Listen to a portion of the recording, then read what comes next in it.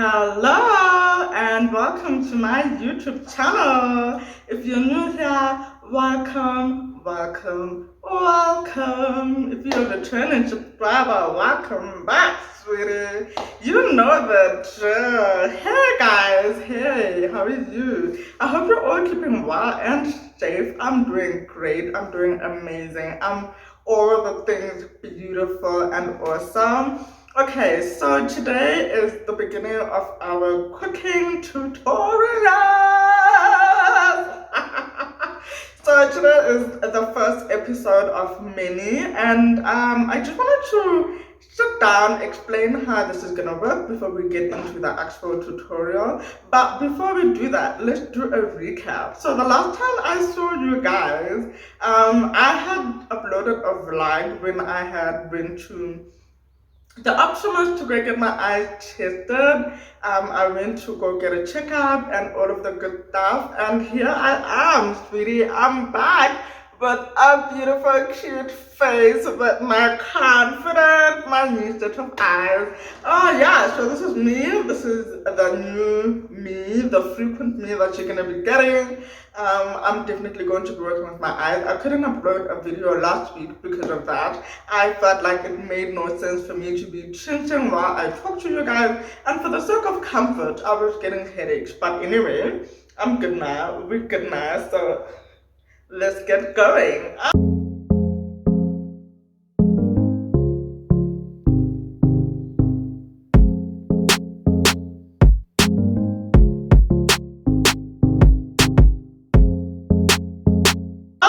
So how we're gonna maneuver around this, I thought maybe let me just give you guys a breakdown first before we get into the first tutorial. We're gonna be uploading 2 videos every week. Hopefully we'll manage to do that, but if we don't upload 2 videos every week, we're definitely going to upload at least 1 video. So all my episodes are going to be divided into 2 segmentations.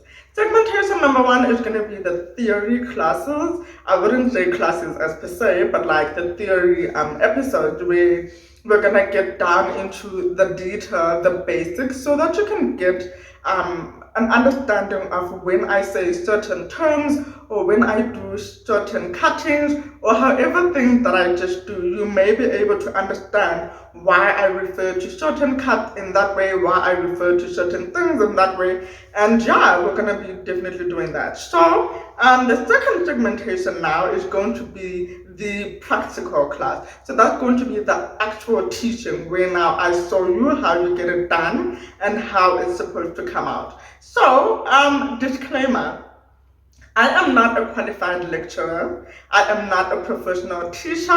I am a graduate, a professional chef, and that's my profession. But I'm just going to be teaching you guys stuff based off my experience, what I know, what I learned in culinary school, and the experience that I've gained in industry. You know, there's so many things that we learn in school and the theory side, whereas you don't get to apply those things in the industry. In the industry, it's a whole different game. But without further ado, let's get right into it, okay? So, number one, I need you to grab a pen and a paper.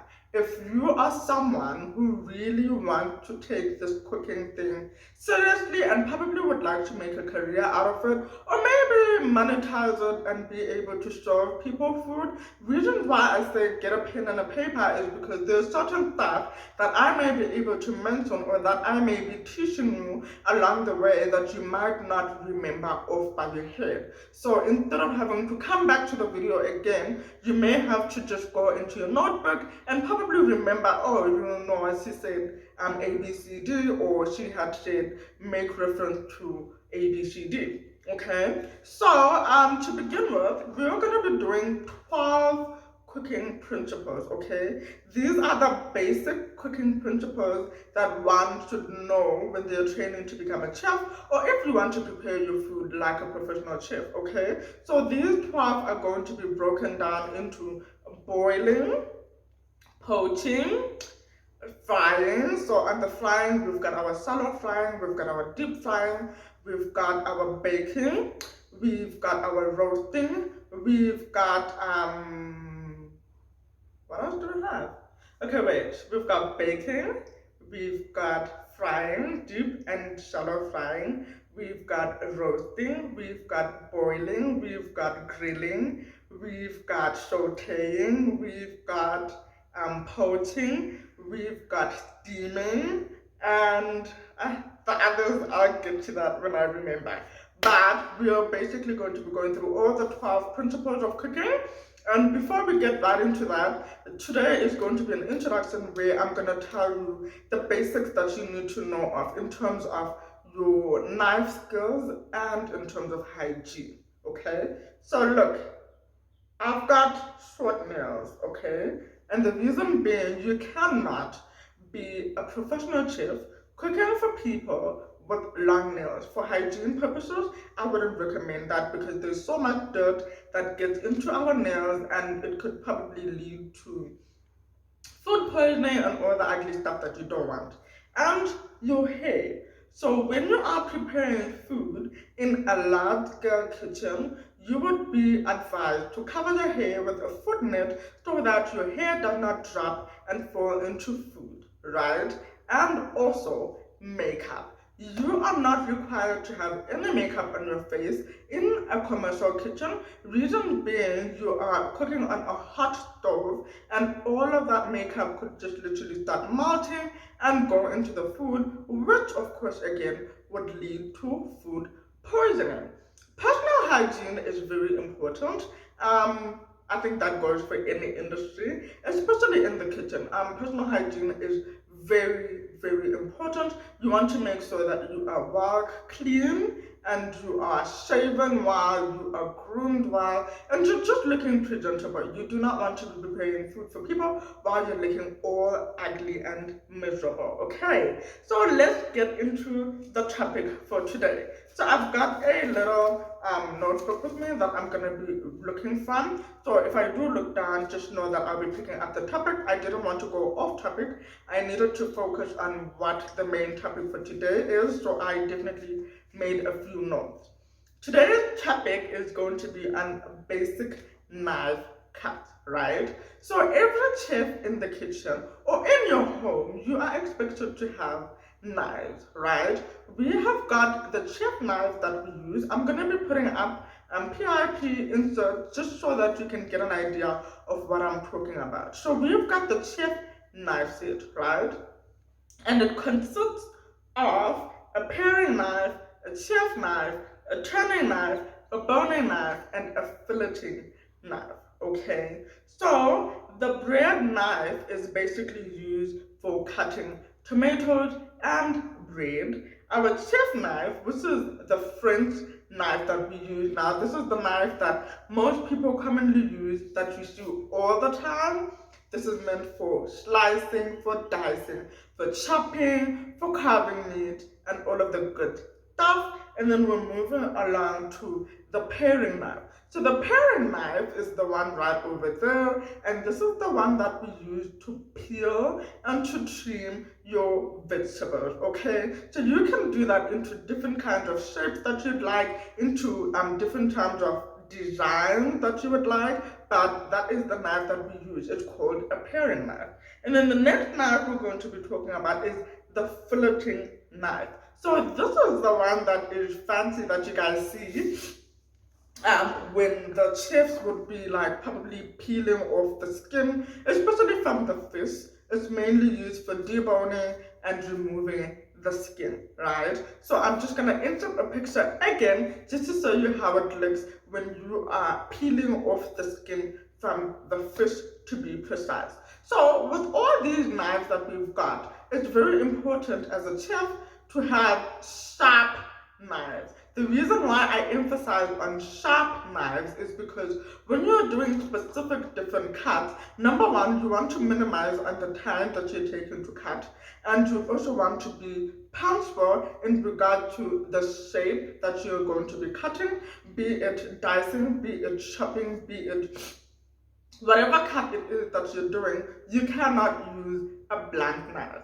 And a tip for that is that when you are using your knife and you're done using it, I wouldn't advise that you put the knife into the basin that has soapy water for a long time, because that eventually makes the blade blunt, right? So a sharp knife is very good in regard to punctuality, time, in terms of cutting short the process of doing your mise en place. The mise en place, which I did explain in my previous video, that it is a French term that we use in regard to preparation. It means preparation. So this is your chopping, your cutting, your slicing, and all of that. So a sharp knife definitely minimizes on the time in order for you to take out your orders as quick as possible. It definitely helps you define the shape in whatever it is that you're cutting, be it julienne, be it chopping, be it slicing, be it whatever it is that you're doing in the kitchen. And also, it just makes life easy. You're able to grip and you're able to cut very well, right? Now that we're done mentioning the types of knives, I want to let you know of the type of cuts. So there are different cuts that we get when we're using knives, right?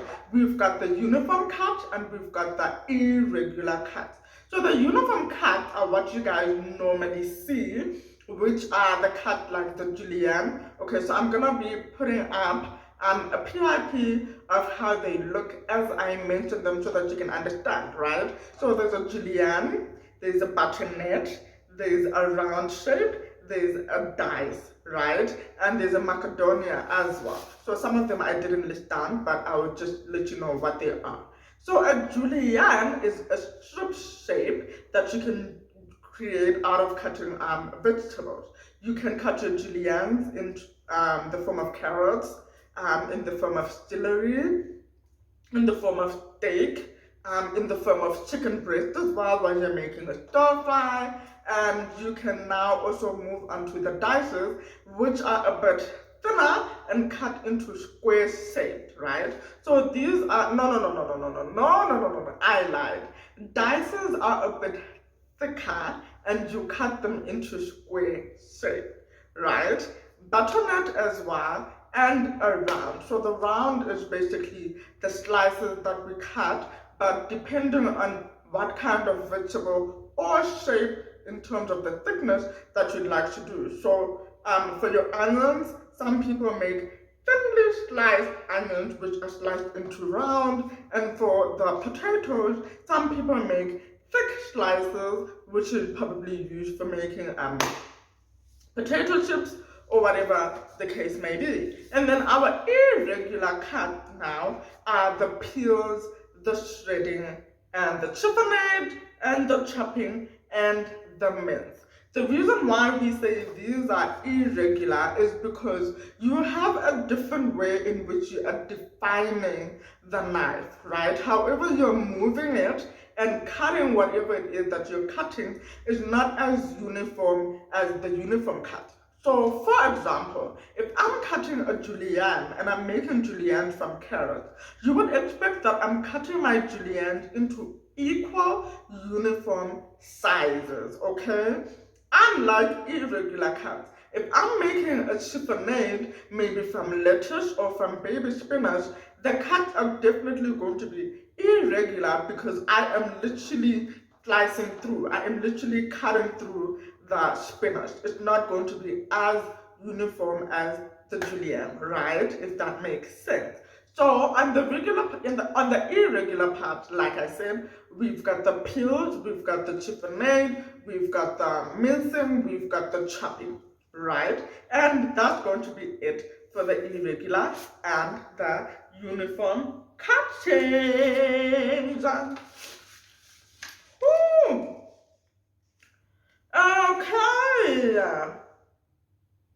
So for the basic cutting techniques, right, we have the slicing, the cutting, the julienne, which is formed from either meat or vegetables. I'll give an example. Carrot julienne, like I mentioned, right?